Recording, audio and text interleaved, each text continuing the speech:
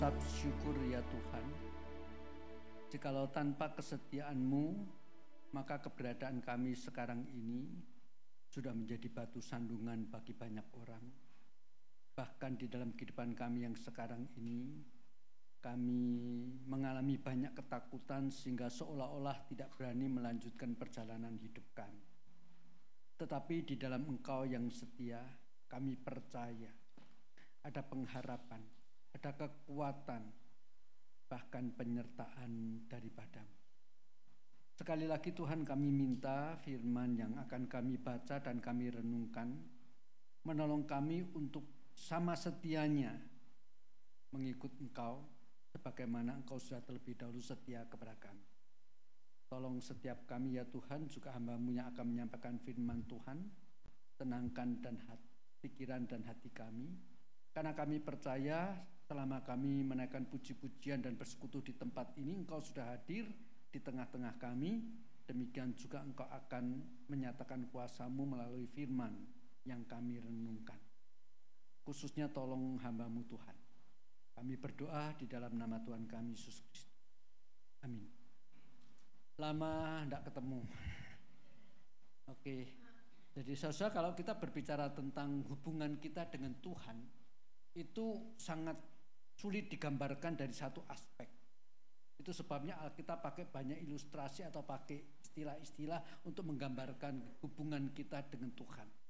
Yang paling populer pasti ya, kita ini anak, dia adalah Bapa. Kita ini domba dan dia adalah gembala yang baik. Dan demikian seterusnya, masih banyak yang lain. Aku misalnya, Tuhan Yesus adalah pokok, kita adalah carangnya. Masing-masing mempunyai penekanan daripada istilah itu. Hubungan apa yang mau disampaikan, maknanya apa. Yang agak jarang, padahal ini juga penting, yaitu hubungan kita dengan Allah itu seperti guru dan murid. Mulai gemeter nih kita. Karena kita lebih senang dengan hubungan bapak dan anak. Jadi seperti anak bisa minta apa saja sama papahnya. Kita suka jadi orang Kristen karena apa? Allah lah Bapa kita. Kita apalagi lebih suka lagi, aku ini anak raja. Anak raja itu tidak ada yang susah. Ya kan? Tapi berani tidak kita berbicara bahwa kita ini adalah murid-murid Tuhan? Berani nggak berani, pokoknya saya siang ini mau bahas tentang itu. Mari kita bersama-sama membaca Injil Matius pasal 16. Injil Matius pasal 16 ayat yang ke-24. Saya baca demikian bunyi firman Tuhan dalam Injil Matius pasal 16 ayat 24. Lalu Yesus berkata kepada murid-muridnya, setiap orang yang mau mengikut aku, dia harus menyangkal dirinya, memikul salibnya, dan mengikut aku. Ayat ini kalau saya mau langsung simpulkan, itu kan sebetulnya Tuhan Yesus berkata demikian. Barang siapa mau mengikut aku, ada 3 syarat. Syarat pertama apa? Sangkal diri. Yang kedua, pikul salib. Yang ketiga apa? Mengikut Yesus. Kok aneh? Mengikut Yesus syaratnya ikut Yesus. Jadi rasanya kurang pas ya. Maka sebetulnya ayat ini saya lebih suka membaca demikian. Barang siapa mau mengikut aku, dia harus menyangkal dirinya, memikul kayu salibnya, dan berjalan di jalan yang sama dengan jalan yang kujalani. Itu maksudnya. In the same way. Ya. Barang siapa menjadi muridku, dia harus menyangkal diri, memikul kayu salib, dan berjalan di jalan yang sama dengan jalanku. Masa ngikut Yesus jalan di sini, kita ngikut di jalan yang sana, kan tidak benar. Itu maksudnya. Nah, saudara, sebetulnya ayat ini disampaikan oleh Tuhan Yesus kepada murid-muridnya. Dan kenapa Tuhan Yesus harus mengatakan kalimat ini? Sebab ketika murid-murid satu persatu dipanggil menjadi murid Yesus, itu adalah pada waktu Yesus ini sedang menjadi media darling, kalau boleh pakai istilah modern. Lagi ngetren. Semua orang taunya ini luar biasa. Ya kan? Mujizat-mujizat yang sudah ratusan tahun tidak pernah terjadi di tengah-tengah orang Israel terjadi lagi di dalam pelayanan Tuhan Yesus. Pengajarannya luar biasa, mujizatnya juga luar biasa. Lalu dalam situasi seperti ini, Tuhan Yesus memanggil murid-muridnya untuk menjadi muridnya. Kalau boleh pakai istilah saya, yang dipanggil jadi muridnya tidak mau itu bodoh banget. Iya dong? Saya kasih contoh. Dari 12 murid-murid Tuhan Yesus, kalau mau jujur ngomong, walaupun nantinya Yudas Iskariot itu menjual Tuhan Yesus, tetapi dari murid-murid Tuhan Yesus yang 12, yang latar belakangnya paling jelek, yang paling buruk itu sebetulnya siapa? Itu Matius. Dia adalah seorang pemungut cukai. Maaf ya, saya kasih penjelasan. Pada zaman Tuhan Yesus, semua orang yang berdosa itu secara praktika itu bisa diampuni dosanya asal mengikuti aturan keagamaan waktu itu. Seseorang yang berdosa, maka dia kalau kaya bawa kambing atau domba atau lembu, kalau yang miskin yang minimal burung dara atau burung tekukur, pokoknya yang bisa ditumpahkan darahnya. Lalu datang kepada imam, ngaku dosa, lalu korban yang hewan yang dibawa ini dipotong, lalu dikatakan dosamu diampuni. Ini secara praktika semua dosa apapun bisa diampuni. Semua orang berdosa datang kepada imam, dosanya diampuni. Tetapi realitanya ada 4 kelompok orang yang dosanya tidak bisa diampuni. Orang itu siapa?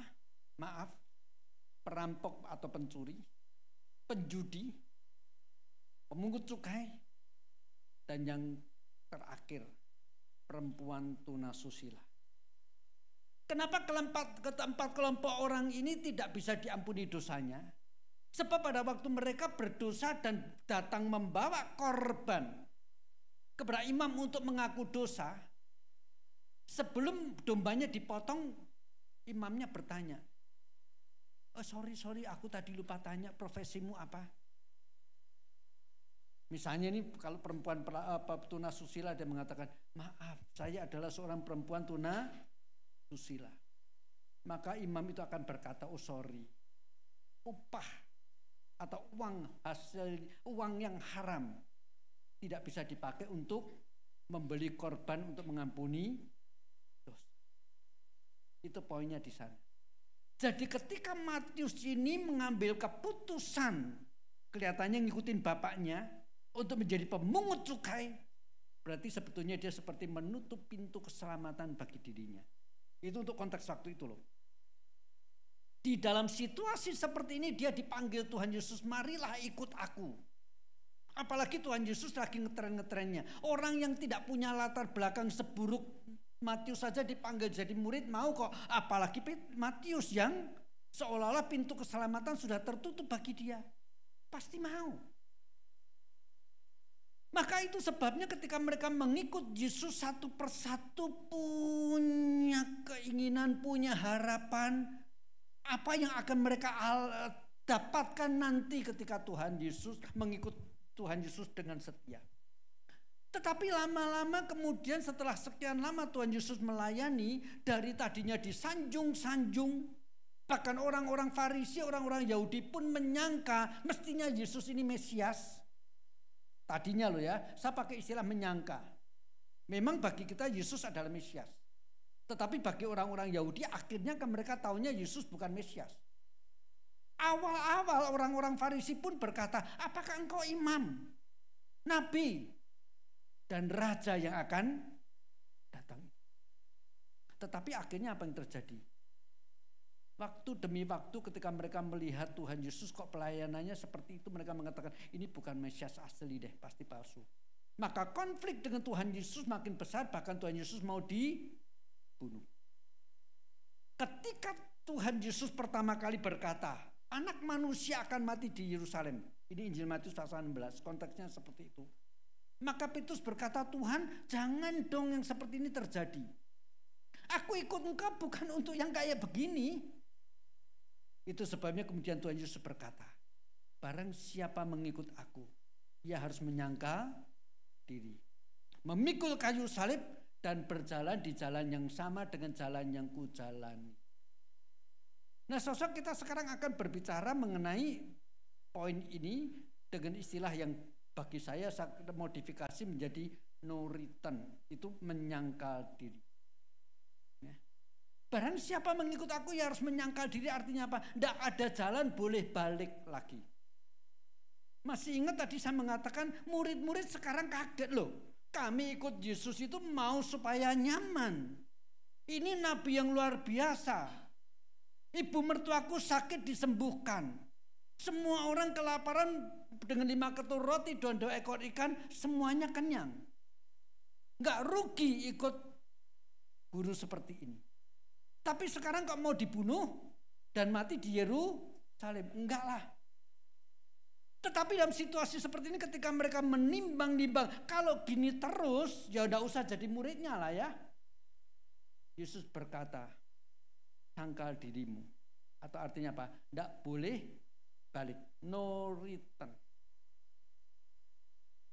Kenapa saya samakan no return dengan menyangkal diri? Karena dulu murid-murid punya cita-citanya, punya harapannya, punya kepinginannya yang pribadi untuk mengikut Yesus. Itu sebabnya kalau kita bandingkan bahkan nanti dalam Injil Matius pasal 19, itu ketika ada orang kaya tanya kepada Tuhan Yesus, apa yang harus kuperbuat supaya aku memperoleh hidup yang kekal? Jawaban Tuhan Yesus apa? Jual seluruh hartamu dan ikut aku. Petrus kaget. Langsung tanya, guru, kami sudah tinggalkan segala sesuatu ikut engkau. Aku dapat apa? Jadi jelas mereka ikut Yesus itu ingin mendapat sesuatu. Yesus berkata, ikut aku, buang semua yang kamu inginkan. Sangkal dirimu. Nah, sosok berbicara tentang menyangkal diri. Bukankah itu yang dilakukan oleh Tuhan Yesus? Kita cuman seringkali berpikir bahwa Tuhan Yesus menyangkal diri itu kapan? Pada waktu dia di Taman Getsemani berkata, kalau boleh biarlah cawan ini lalu daripadaku. Tetapi jangan kehendakku, kehendakmu jadilah. Inilah penyangkalan diri Tuhan Yesus. Betul.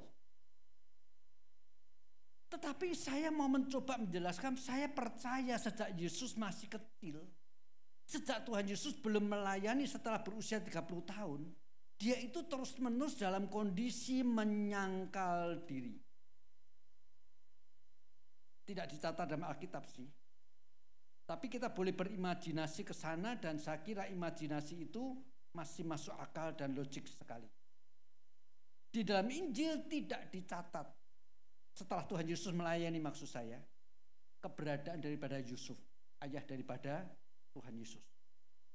Nama Yusuf cuma muncul di dalam awal-awal Injil ketika Yesus mau lahir. Tetapi setelah Tuhan Yesus dewasa, nama Yusuf tidak pernah disebut. Mamanya disebut Maria, saudara-saudaranya disebut satu persatu namanya, tetapi Yusuf tidak pernah disebut kehadirannya. Sangat boleh jadi karena apa? Semua orang percaya pada waktu Tuhan Yesus melayani, papanya sudah meninggal. Ayo jujur. Waktu Tuhan Yesus belum melayani, Yusuf sakit, mau mati. Pengennya Yesus apa? Masa nggak ngerti sih? Petik jari langsung sembuh, betul? Itu papaku loh, yang membesarkan aku loh. Ini sekarang sakit aku punya kuasa, tinggal petik jari sembuh.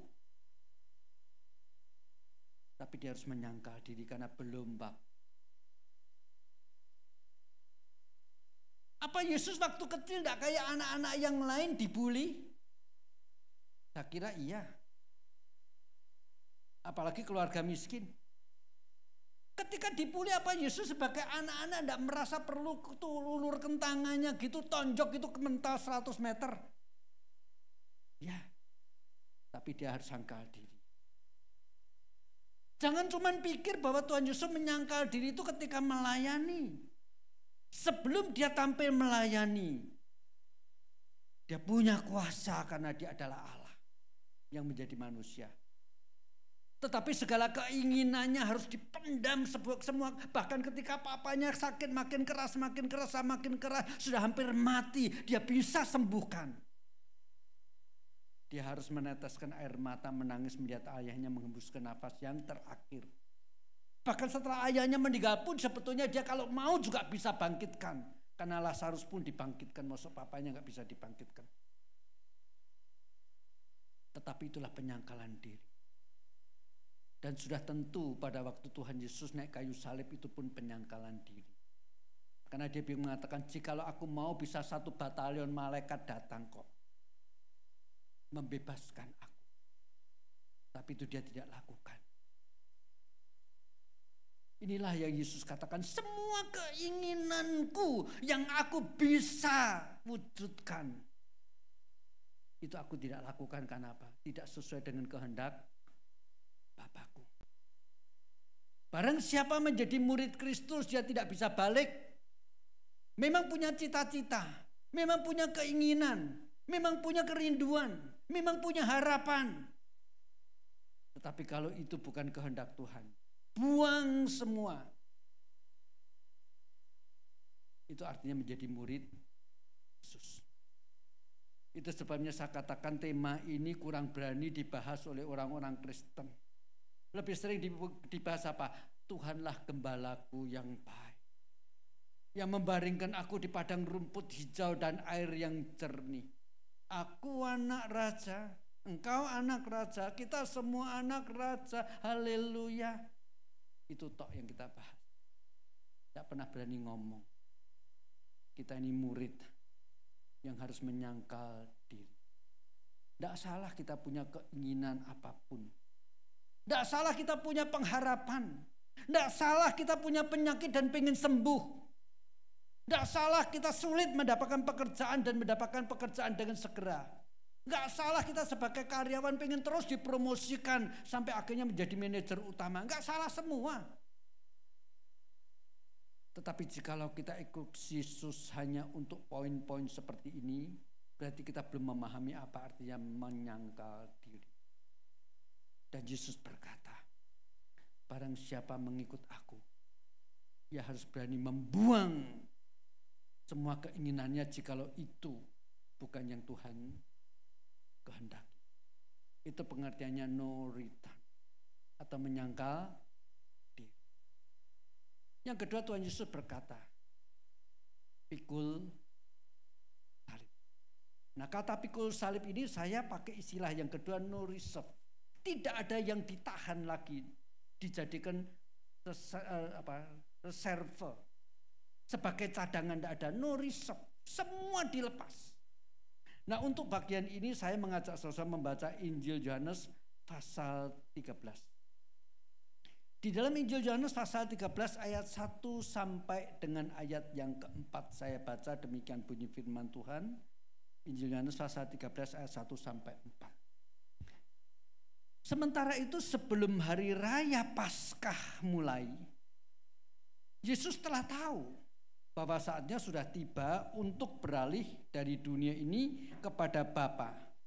Sama seperti ia senantiasa mengasihi murid-muridnya, demikianlah sekarang ia mengasihi mereka sampai kepada kesudahannya. Sampai tidak ada yang ditahan lagi. Mereka sedang makan bersama. Dan iblis telah membisikkan rencana dalam hati Yudas Iskariot anak Simon untuk mengkhianati dia.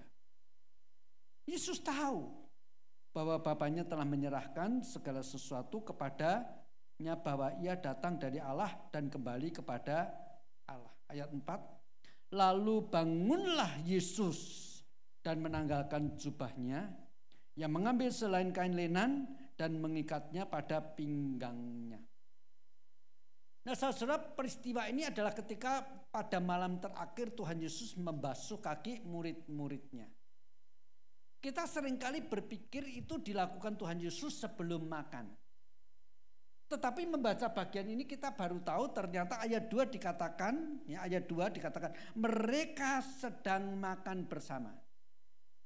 Di tengah-tengah makan bersama baru Tuhan Yesus di dalam ayat keempat dikatakan, lalu bangun Yesus menanggalkan jubahnya. Ayat itu ayat 4. Artinya tadinya mereka ini sudah makan tanpa cuci kaki.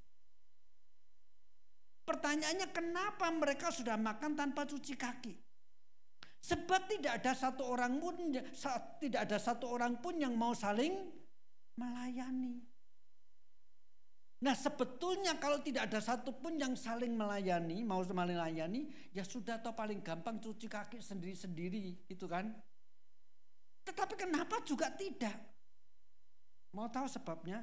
Karena murid-murid Tuhan itu sangat manipulatif. Kalau misalnya saya katakanlah salah seorang murid Yesus, saya toleh kanan, toleh kiri, siapa nih tidak ada yang mau mencuci kaki, menjadi pelayan bagi sesamanya, ya sudah, aku cuci kaki sendiri. Begitu saya cuci kaki sendiri, saya khawatir apa? Teman-teman saya ngomong gini, tanganmu sudah terlanjur kotor, sekalian dong kakiku. Cilaka, ngomong tidak mau kelihatan jeleknya. Itu sebabnya akhirnya tidak ada satupun yang cuci kaki. Termasuk Tuhan Yesus. Kenapa Tuhan Yesus tidak mau cuci kaki? Alasannya sangat kuat. Sesama murid aja tidak mau saling melayani. Mosok aku yang guru yang harus melayani? Sorry ya, enggak. Tetapi ketika sedang makan, pemikiran Tuhan Yesus, perenungan Tuhan Yesus sampai pada satu titik di mana dia tahu, sebentar lagi aku naik kayu salib. Pada waktu dia sudah no return, harus naik kayu salib. Tidak ada lagi yang ditahan. Kalau naik kayu salib aku rela, apalagi cuma cuci kaki. Maka itu sebabnya di tengah-tengah makan dia mulai mencuci kaki. Tetapi saya percaya di benak dia, di pikiran dia, yang ada di pikiran dia apa? Soal kayu salib. Mungkin dia ada jengkel dikit gitu kayak kalau secara manusia saya mau coba menggambarkan, dalam hati dia ngomong gitu, alah cuma cuci kaki, wong disalib aja nanti aku rela kok, apalagi cuma cuci kaki. Itulah yang artinya no reserve. Tidak ada yang ditahan demi kasihnya kepada kita. Tidak ada yang ditahan. No return. No reserve. Tidak balik, tidak ada yang disisakan. Semua dilepas. Saya akan menyimpulkan 2 poin ini, no return, no reserve, dengan membaca Injil Lukas pasal 9. Di Injil Lukas pasal 9 ayat 51. Ini dikatakan demikian dalam Injil Lukas pasal 9 ayat 51. Ketika hampir genap waktunya, Yesus diangkat ke surga. Ia mengarahkan pandangannya untuk pergi ke Yerusalem. No return. Sasa Injil Lukas ini mencatat, cara Injil Lukas mencatat Injilnya itu sebetulnya mulai pasal 1 sampai pasal 8 itu lebih fokus kepada pelayanan Tuhan Yesus di Galilea. Mulai pasal 9 ayat 51 ini, ayat pertama, dikatakan Tuhan Yesus mulai mengarahkan pandangannya ke Yerusalem. Dan sejak ayat ini masih ada 6 ayat yang terus-menerus di dalam Injil Lukas menekankan apapun yang terjadi, kesulitan, bahaya makin dekat, Yesus tabrak terus pergi ke Yerusalem, no return, tidak balik. Tidak balik. Mari kita lihat ayat-ayat itu, Injil Lukas pasal 13 ayat 22. Injil Lukas pasal 13 ayat 22, saya akan baca secara cepat, demikian bunyinya. Kemudian Yesus berjalan keliling dari kota ke kota, dari desa ke desa, sambil mengajar dan meneruskan perjalanannya ke Yerusalem. Meneruskan perjalanannya kemana? Ke Yerusalem. Mari kita lihat lagi pasal 17 ayat yang ke-11. Dalam perjalanannya ke Yerusalem, Yesus menyusur perbatasan Samaria dan Galilea. Kemana? Ke Yerusalem. Bukan balik kampungnya, itu aman di sana. Tapi dia tetap ke Yerusalem. Kita lihat lagi pasal 18 ayat 31. Yesus memanggil kedua muridnya lalu berkata kepada mereka, sekarang kita pergi ke Yerusalem dan segala sesuatu yang ditulis oleh para nabi mengenai anak manusia akan digenapi ke Yerusalem. Pasal 19 ayat yang ke-11. Untuk mereka yang mendengarkan dia di situ, Yesus melanjutkan perkataannya dengan suatu perumpamaan, sebab ya sudah dekat Yerusalem.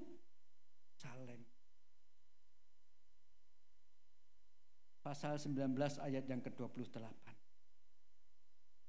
Dan setelah mengatakan semuanya itu, Yesus mendahului mereka dan meneruskan perjalanannya ke Yerusalem. Dan yang terakhir, ayat yang ke-7, pasal 19 ayat 37. Ketika ia dekat Yerusalem, di tempat jalan menurun dari Bukit Zaitun, sudah sampai Bukit Zaitun, ya, cuma sekitar 3 km dari Yerusalem. Mulailah semua murid mengiring dia bergembira dan memuji. Makin dekat Yerusalem, makin dekat salib, malah memuji Allah. No return, no reserve. Tidak ada yang ditahan, tidak ada yang disisakan. Itu sebabnya dia berkata, jangan kehendakku, kehendakmu jadilah. Nah, waktu Tuhan Yesus berkata, barang siapa mengikut aku, dia tidak boleh balik bahkan memikul salibnya. Maaf saudara, bagi kita sekarang ini kata salib dimengerti secara cetek, secara dangkal sekali. Ada orang berkata demikian, aduh sejak saya, ini cuma contoh ya, aduh sejak saya melayani di Eko Surabaya aku mikul salib. Lebay loh. Maaf, bagi telinga murid-murid, berbicara memikul kayu salib itu ujungnya mati. Dengan kata lain, kalau mau pakai bahasa saya sekarang, Yesus itu sudah berkata demikian. Barang siapa mengikut aku, ya harus berani dihukum, bahkan divonis mati. Itu artinya memikul kayu salib. Tidak ada orang yang memikul kayu salib ujung-ujungnya dapat mahkota, tidak ada. Ujung-ujungnya mati. Saya tadi dalam perjalanan saya dijemput Pak Yu dan Pak Rahmat itu ngobrol dikit soal China. Pak Yu masih sering ke China, Mas. Tetapi kalau rapat toh, ngajar sudah enggak. Karena pada situasi sekarang ini Xi Jinping sangat ketat terhadap kekristenan. Tadi waktu masuk sini, saya diajak masuk lewat pintu belakang. Saya jadi ingat kalau saya melayani di Congko, itu selalu harus di satu tempat yang ada pintu depan dan pintu belakang. Sehingga kalau ada di Gropyok, ada 2 pintu dipakai untuk lari. Kalau bukan lari dari sana ya dari belakang. Tapi sekarang karena situasi kondisi di Tiongkok itu begitu ketat, saya sudah tidak pernah ngajar di Congko. Itu pun saya tidak berani ngomong, ke Congko saya pikul kayu salib, enggak. Karena buktinya ketika mau ketangkep lari kok. Itu kan namanya return. Nah, kalau mau jujur, melayani di Indonesia itu tidak ada yang pikul salib. Aduh, saya banyak ribut sama suamiku, ini salibku. Ribut sama suami itu salahmu, bukan salib. Yang enak aja, jangan memfitnah Tuhan loh ya. Ribut suami istri itu bukan salib dari Tuhan. Itu salah kamu menjalani hubungan suami istri. Ya, jangan ngomong itu salib, fitnah sama Tuhan. Bertobatlah kamu yang sering ngomong gitu. Nah, barang siapa mengikut aku, dia jangan mundur, siap dihukum, bahkan divonis mati. Itu artinya memikul kayu. Itu menjadi murid Yesus. Itu sebabnya no reserve. Kalau memang Tuhan minta, apapun harus dipaskan, bahkan termasuk nyawanya. Itu sebabnya Tuhan Yesus berkata, barang siapa mempertahankan nyawanya, ia akan kehilangan nyawanya. Dan barang siapa yang menyerahkan nyawanya, dia akan memperoleh hidup yang kekal. Dan apa gunanya engkau memperoleh seluruh dunia ini tetapi engkau kehilangan jiwa? Jelas Tuhan Yesus yang berbicara. Nah, yang ketiga tadi saya katakan barang siapa mau mengikut aku, dia harus bersedia berjalan di jalan yang sama dengan jalan yang dijalani oleh Tuhan Yesus. Itulah istilah daripada no regret. Tidak menyesal. Tidak menyesal. Saya percaya Tuhan Yesus tidak pernah menyesal ketika ia naik kayu salib. Apalagi ketika pada hari yang ketiga dia dibangkitkan. Apalagi kemudian ketika Roh Kudus turun, mulai banyak orang-orang percaya kepada dia, tidak pernah menyesal. Apalagi ketika dia kembali ke surga dan duduk di sebelah kanan Allah Bapa. Tetapi itu tidak dicatat dalam Alkitab. Maka dalam hal ini saya lebih mau mencoba memakai satu contoh. Murid-murid Yesus dalam hal ini bahkan Rasul Paulus. Rasul Paulus tidak pernah menyesal menjadi murid Yesus, menjadi rasul yang giat mengabarkan Injil. Mari kita bersama-sama melihat Filipi pasal yang pertama. Di dalam Filipi pasal yang pertama, ayat yang saya akan baca ayat yang mulai yang ke-20. Ya. Filipi pasal pertama ayat 20 demikian bunyinya. Sebab yang sangat kurindukan dan kuharapkan ialah bahwa aku dalam segala hal tidak akan beroleh malu. Melainkan seperti sedia kala, demikian pun sekarang Kristus dengan nyata dimuliakan dalam tubuhku, baik oleh hidupku maupun oleh matiku. Karena bagiku hidup adalah Kristus dan mati adalah keuntungan. Tetapi jika aku harus hidup di dunia ini, itu berarti bagiku bekerja memberi buah. Jadi mana yang harus kupilih? Aku tidak tahu. Baca lagi Filipi pasal 3. Mulai ayat yang ke-7 sampai dengan ayat yang ke-11. Demikian bunyi firman Tuhan. Tetapi yang dahulu merupakan keuntungan bagiku, sekarang kuanggap rugi karena Kristus. Malahan segala sesuatu kuanggap rugi karena pengenalanku akan Kristus Yesus Tuhanku lebih mulia daripada semuanya. Oleh karena dialah aku telah melepaskan semuanya itu dan menganggapnya sampah supaya aku memperoleh Kristus. Dan berada dalam dia bukan dengan kebenaranku sendiri, karena mentaati hukum Taurat, melainkan dengan kebenaran karena kepercayaan kepada Kristus, yaitu kebenaran yang Allah anugerahkan berdasarkan kepercayaan. Ayat yang ke-10 ini penting sekali. Yang ku kehendaki ialah mengenal dia dan kuasa kebangkitannya dan persekutuannya dalam penderitaannya, di mana aku menjadi serupa dengan dia dalam kematiannya, supaya akhirnya aku beroleh kebangkitan dari antara orang mati. Persekutuan dengan penderitaannya. Masih ingat poin yang ketiga, mengikut Yesus saya ganti dengan istilah apa? Berjalan di jalan yang sama dengan Kristus. Dalam pelayanannya Tuhan Yesus menderita. Menjadi murid Kristus. Berjalan di jalan penderita. Dan itulah yang Paulus katakan, aku tidak menyesal. Yang dulu aku harap-harapkan, itu aku sangkal, aku anggap sampah. Dan sekarang, aku bukan cuma bersyukur bisa mengenal Kristus. Aku mau berjalan di jalan yang sama dengan jalan penderitaan. Supaya aku memperoleh kebangkitan bersama-sama dengan dia. Banyak orang Kristen mau bangkit bersama-sama dengan Kristus, tapi tidak mau mati bersama-sama Kristus. Yang benar aja, tidak ada kebangkitan tanpa kematian. Saudara, inilah yang dikatakan oleh Tuhan Yesus untuk kita orang Kristen hari ini. Barang siapa menjadi muridku, ia harus berani menyangkal diri. No return. Memikul kayu salib. No reserve. and no regret.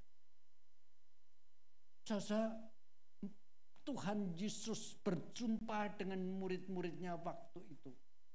Dan murid-muridnya harus menyangkal diri, memikul kayu salib dan berjalan di jalannya Yesus. Kita semua, saya percaya, juga sudah mengalami perjumpaan dengan Kristus. Perjumpaan kita dengan Kristus di kayu salib, betul kan? Ketika Kristus tergantung di atasnya. Kalau kita mau jujur, ketika antara kita terjadi perjumpaan dengan Kristus, kita sebagai orang-orang yang berjumpa dengan Kristus, kita ngomong apa? Dengan perjumpaan itu kita dapat apa? Lebih banyak orang mengatakan kami dapat berkat dengan sejak kami berjumpa dengan Kristus. Sejak berjumpa dengan Kristus kami jalannya lancar. Kami dapat penyertaan, kami dapat pertolongan, dapat penghiburan waktu susah, air mata kami dihapuskan, bla bla bla. Akhirnya apa? Dapat hidup yang kekal. Itu yang kami dapat ketika kami berjumpa dengan Kristus. Tidak salah. Pernahkah kita berpikir dari sisi Tuhan Yesus? Ketika terjadi perjumpaan Tuhan Yesus dengan kita, dia dapat apa sih? Dapat saya orang berdosa. Dapat sekumpulan orang-orang berdosa yang sekarang hadir di sini. Itu yang Kristus dapat. Tetapi saya percaya, jangan berhenti sampai di situ. Dia mau menjadikan kita murid-muridnya. Walaupun kita orang-orang berdosa. Tetapi jikalau kita tidak balik, terus mengikut dia, berani pikul kayu salib, tidak ada yang disisakan. Suatu saat kita tidak menyesal. Dan Kristus pun, saya percaya Kristus tidak pernah menyesal berjumpa dengan kita. Tetapi sedih sering. Beda ya, menyesal sama sedih ya. Saya percaya Tuhan tidak menyesal berjumpa dengan kita, tapi sering disedihkan karena kita. Mari, suatu saat nanti ketika kita berjumpa dengan Tuhan Yesus, kita mendengar Tuhan berkata, aku tidak menyesal berjumpa dengan engkau di bawah kayu salib, di atas kayu salib, dan engkau di bawah. Karena engkau menjadi muridku yang baik. No return, no reserve, and no regret. Amin. Mari kita berdoa. Tuhan, kami percaya firman yang baru saja kami baca dan kami renungkan mudah kami ingat. Tetapi kami harus jujur mengakui tidak mudah kami jalankan dalam hidup kami. Tetapi kami percaya Engkau adalah Allah yang setia, yang tidak pernah menyesal memanggil kami. Engkau yang akan senantiasa di dalam kesetiaan-Mu menyertai kami untuk melanjutkan perjalanan kami menjadi murid-murid-Mu, menolong kami untuk terus-menerus menyangkal diri, tidak pernah berbalik, terus-menerus berani menyerahkan semua yang Kau minta bagi kemuliaan-Mu. Dan kami percaya akhirnya suatu saat ketika kami menoleh ke belakang terhadap hari-hari yang kami lalui, kami tidak menyesal. Terima kasih Tuhan untuk firman pada pagi hari ini. Dalam nama Kristus Yesus kami berdoa.